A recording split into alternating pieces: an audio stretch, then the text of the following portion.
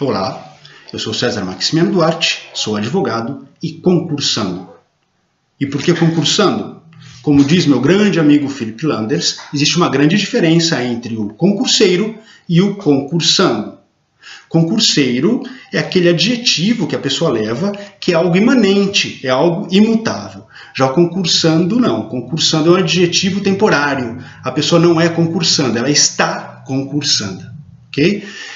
Mas, devido a eu ter ocupado já 3 cargos públicos, estar estudando para o meu quarto, espero que o último, talvez o melhor adjetivo para mim seja efetivamente concurseiro. Mas espero que não. Espero que seja concursando e que isso segue fácil já no próximo cargo que hei de ocupar em breve.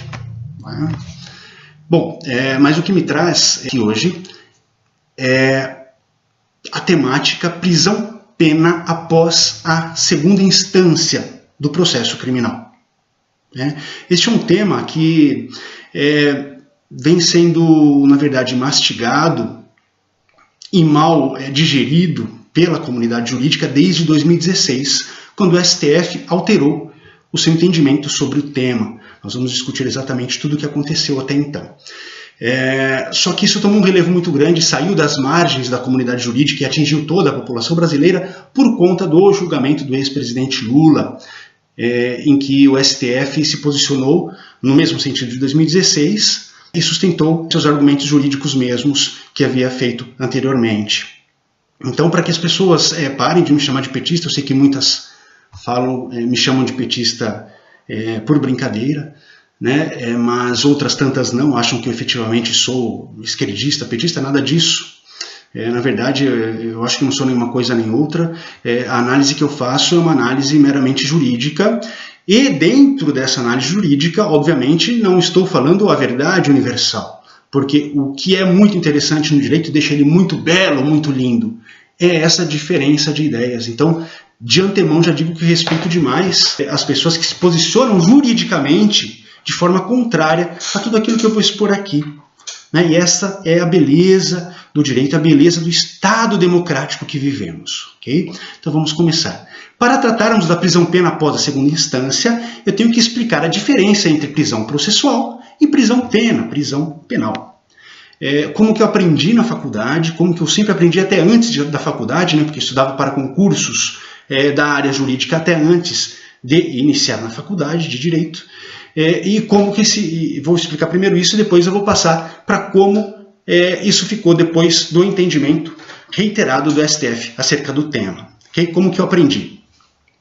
A prisão processual é aquela prisão que começa, pode existir desde o começo das investigações até a sentença penal condenatória com trânsito em julgado, ou seja, o trânsito em julgado da sentença penal condenatória. Neste ínterim da investigação até o trânsito em julgado da sentença penal condenatória, todo tipo de prisão era prisão processual, prisão para o processo, até porque o processo não estava findo, não está findo. Deste momento, do trânsito em julgado da sentença penal condenatória até o final, até a extinção da execução da pena, nós estamos diante da prisão-pena. Obviamente que essa prisão-pena vai levar em consideração o tempo que o indivíduo ficou encarcerado, preso, durante o processo. Ou seja, vai levar em consideração, vai abater da prisão-pena a prisão processual, que o indivíduo já cumpriu.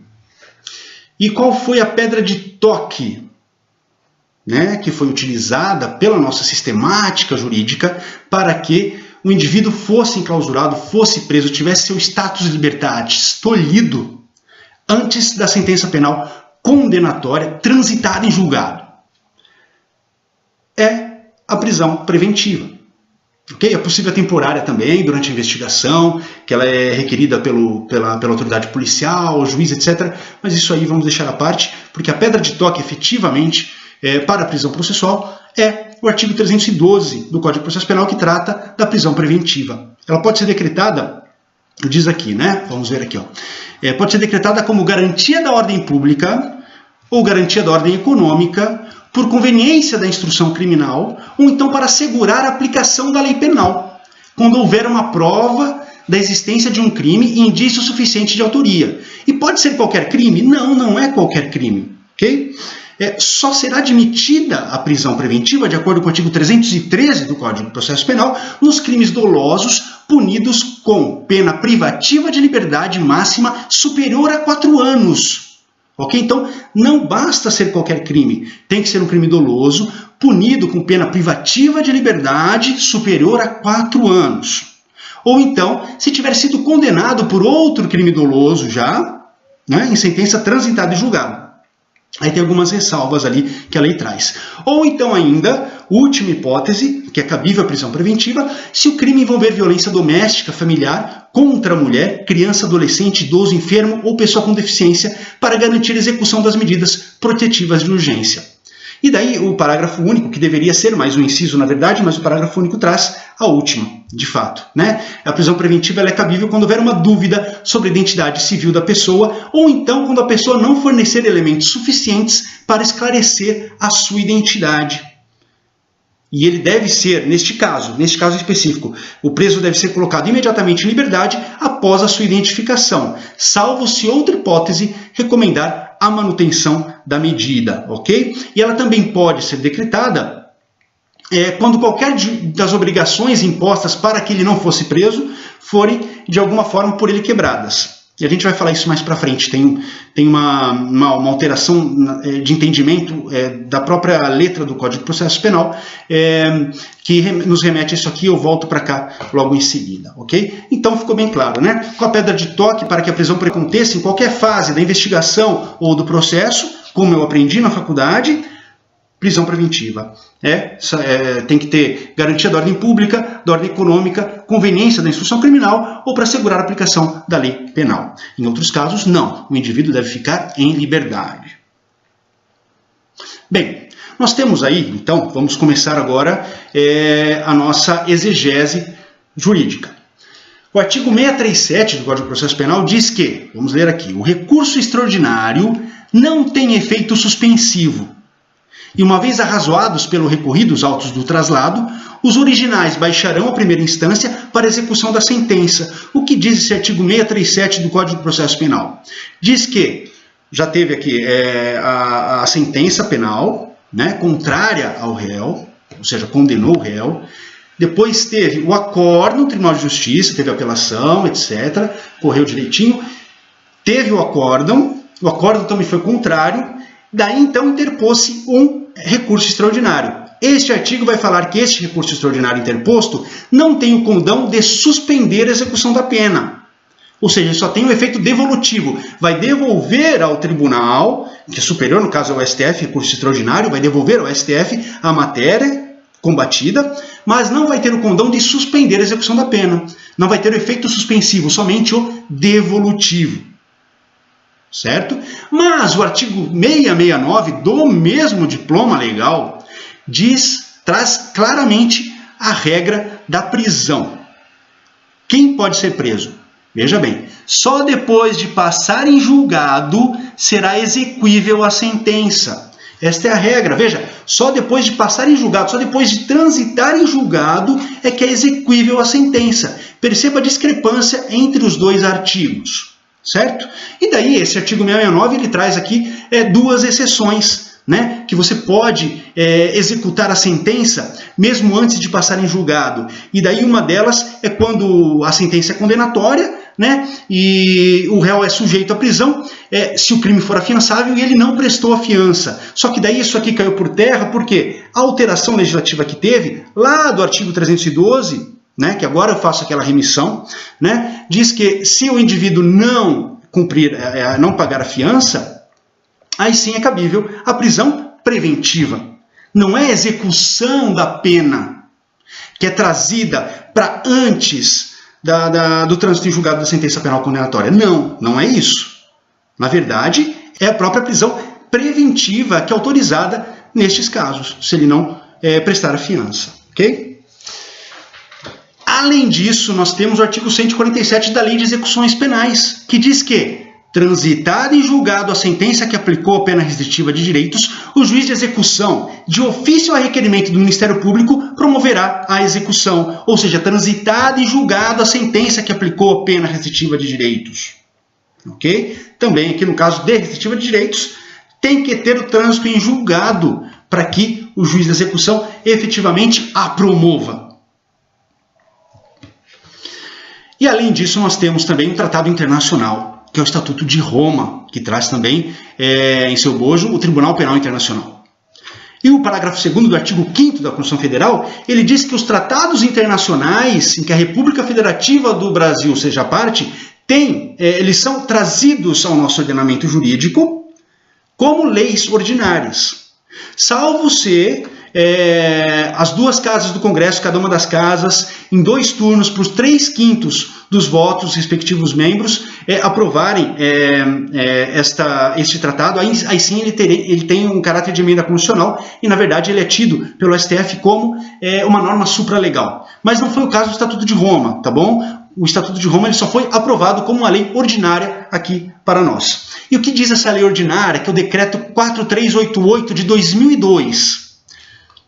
No seu artigo 81, que trata de recurso e revisão, ele traz o seguinte, no item 3 do artigo 81. Salvo decisão em contrário do juízo de julgamento em primeira instância, o condenado permanecerá sob prisão preventiva durante a tramitação do recurso. Opa, César, mas olha só. Então, o Estatuto de Roma está falando que tem que prender. Sim, de acordo com o Estatuto de Roma, tem que prender naqueles casos que ele traz, né, dos crimes específicos ali, mas ele traz que ele deve ser preso preventivamente.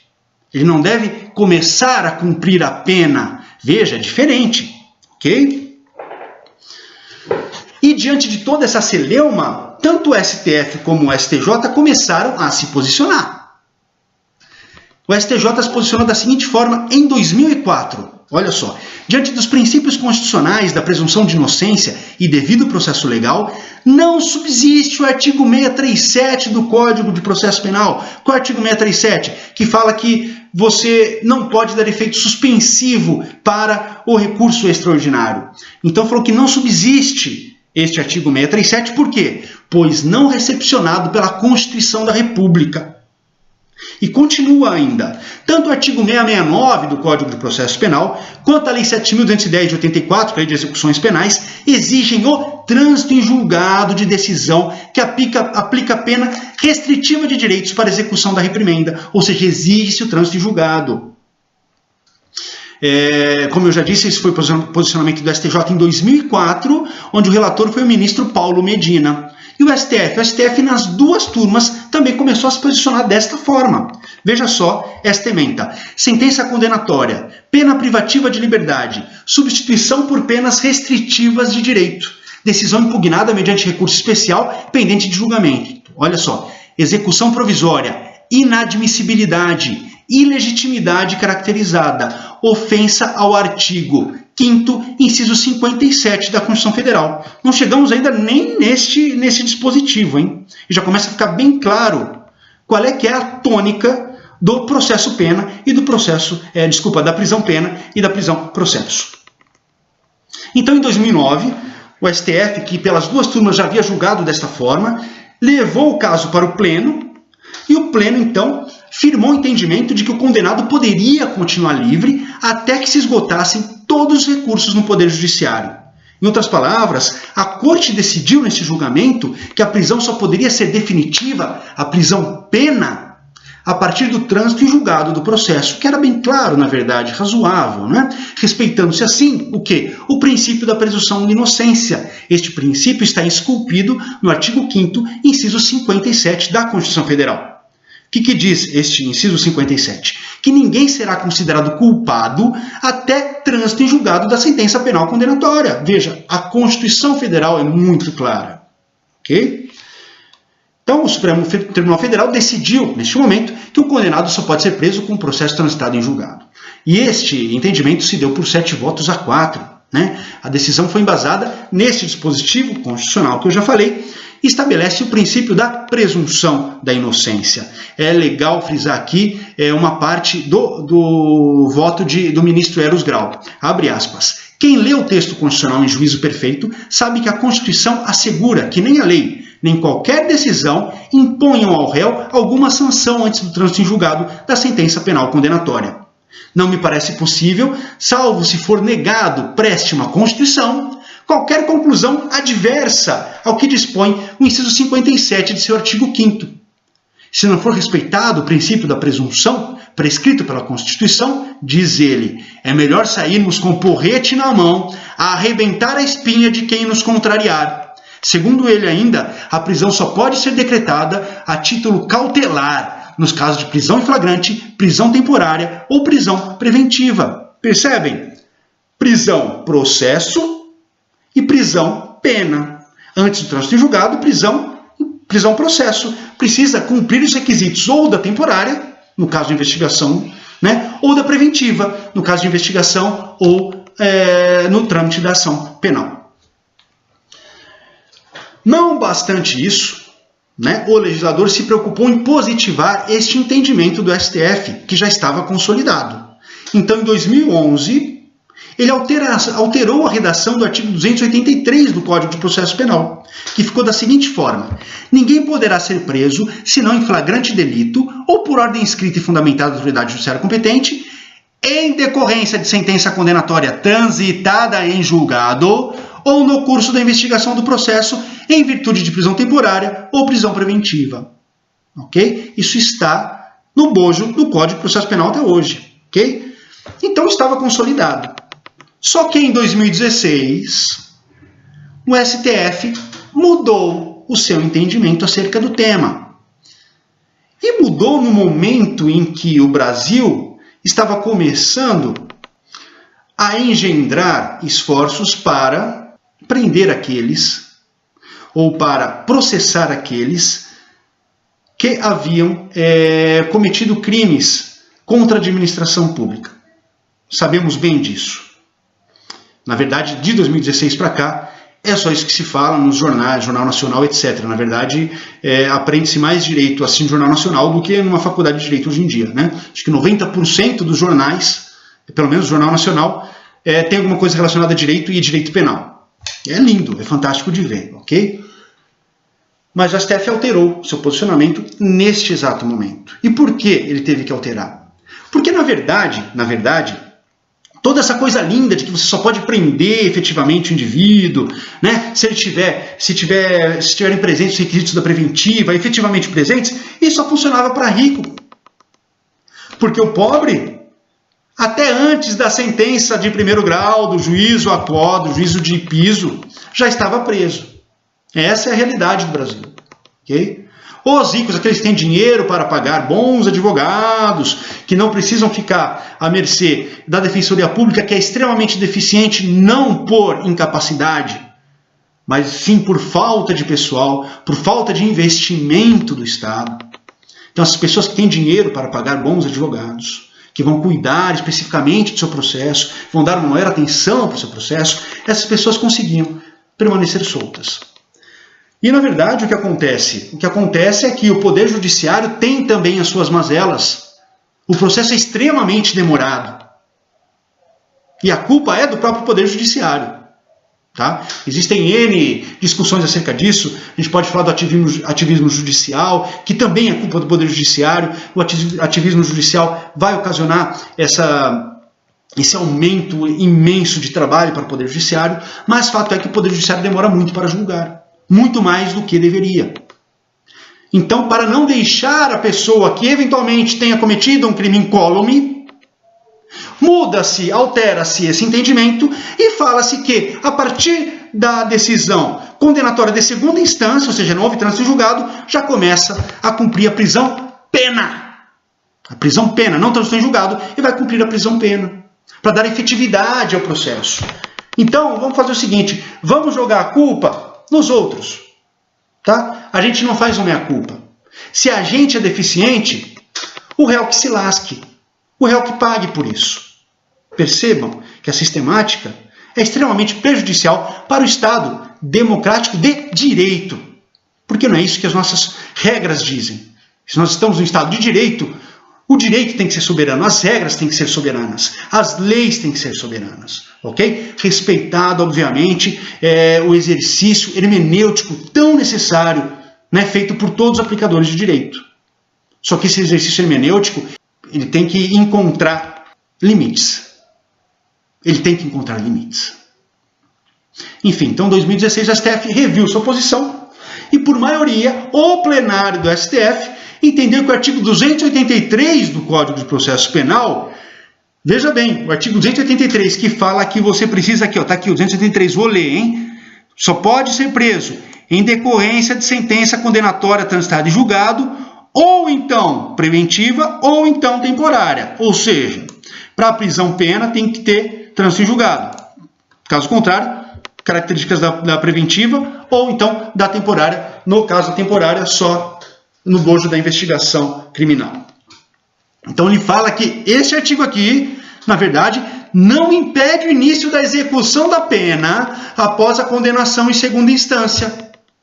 Aí ele indefere as ações declaratórias de constitucionalidade 43 e 44, né, que elas foram interpostas exatamente para garantir que o STF falasse que o artigo 283 é constitucional. E o que faz o STF quando julga essas ações declaratórias de constitucionalidade? Ele fala que esse dispositivo é inconstitucional, porque na verdade o entendimento não é esse? A Constituição não diz isso? Não! Ele fala que é constitucional. Ele fala que é constitucional, ele declara a constitucionalidade disso aí, só que daí ele faz um elastecimento do entendimento. E esse elastecimento do entendimento, para isso ele usa a interpretação chamada interpretação conforme a Constituição, também conhecida como interpretação conforme, né? Então, ele assentou, olha aqui, que é coerente, abre aspas, é coerente à Constituição o principiar de execução criminal quando houver condenação assentada em segundo grau de jurisdição, salvo atribuição expressa de efeito suspensivo ao recurso cabível. Esta é a conclusão da ementa do STF em 2016. Veja bem. Então, depois dessa modificação, o que nós temos? Nós temos que a prisão processual vai do começo das investigações até a sentença, na verdade, o acórdão, né, de segundo grau, o acórdão, né, a condenação em segundo grau. Então, da investigação até a condenação em segundo grau, nós temos a prisão-processo. Da condenação em segundo grau até o final da execução da pena, nós temos a prisão-pena. Então, houve essa alteração de entendimento. Poderia o STF fazer isso? Esta é uma grande questão jurídica, uma grande questão hermenêutica. Porque, veja bem, nós temos o direito do homem. E o direito do homem, quando é positivado numa Constituição, de qualquer Estado que seja, esse direito do homem vira o direito humano.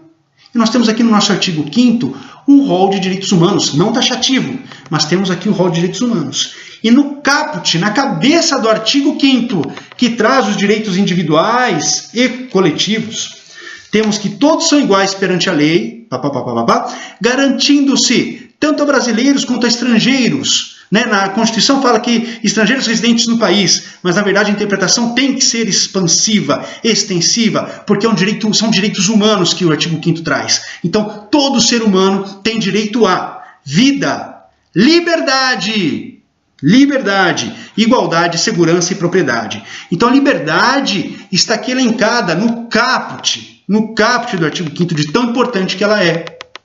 Então, status libertatis do indivíduo é tão importante que está na cabeça do artigo 5º da Constituição Federal, que trata dos direitos e deveres individuais e coletivos. São direitos e garantias fundamentais dos seres humanos.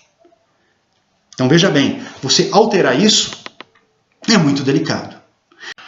E se formos lá no artigo 60, parágrafo 4º da Constituição Federal, que trata das cláusulas pétreas, ou seja, aquelas cláusulas que são imexíveis, não podem ser alteradas mediante emenda constitucional, nós temos ali o seguinte, vamos a elas. 60, parágrafo 4º. Não será objeto de deliberação proposta de emenda tendente a abolir. Veja bem, se nem a proposta de emenda à Constituição, ou seja, uma alteração formal da Constituição Federal, pode abolir ou sequer tender a abolir estes direitos, que dirá no julgamento do STF. E dentre esses direitos está aqui, no seu inciso 4º, os direitos e garantias fundamentais, ou seja, o artigo 5º da Constituição Federal. Então, efetivamente, o STF, a priori, não poderia ter entendido de maneira diversa. Porque se não é possível uma modificação formal da Constituição nesse sentido, que dirá uma modificação do seu entendimento. E é mais delicado ainda quando a gente estuda com um pouco mais de profundidade a matéria dos direitos humanos e a gente se depara com o efeito cliquet. O que é o efeito cliquet dos direitos humanos? Efeito cliquet, na verdade, não é efeito cliquet, na verdade. Cliquet é uma palavra que é utilizada pelos alpinistas, que significa que eles, com as amarras deles, eles vão subindo as montanhas, as ribeleiras, e por conta das amarras é impossível de eles descerem, ou seja, eles só podem subir. Este é o cliquet, eles só sobem. E os direitos humanos emprestaram essa palavra e criaram o efeito cliquet dos direitos humanos, que significa o quê? Que os direitos humanos só podem evoluir, não podem involuir. Haja vista isso, coloquemos aqui à baila o posicionamento do STF. O STF evoluiu no sentido de que só se pode tolir a liberdade, ceifar o status libertatis dos indivíduos quando houver os requisitos da prisão preventiva ou da temporária, ou então depois de uma sentença penal condenatória transitada em julgado. Isso é uma evolução de um direito humano, um direito à liberdade. Agora, o Poder Judiciário, por não ter a efetividade necessária para cumprir o processo num prazo razoável, para dar essa resposta à sociedade de uma maneira mais célere, regride, desce na cadeia da evolução dos direitos humanos para garantir a celeridade processual. Eu pergunto, você acha que isso é certo? Respeito imensamente aqueles que pensam de forma contrária. Acho lindos os argumentos que todos já trouxeram para mim até hoje, mas não os acato por conta dos argumentos que acabei de colocar aqui. Ok? Então, vale aí a reflexão, vale também como uma microaulinha para a gente ter na cabeça, para levar para concursos e para a vida, como vem funcionando hoje o entendimento da prisão-processo e da prisão-pena. Muito obrigado pela atenção. Até a próxima.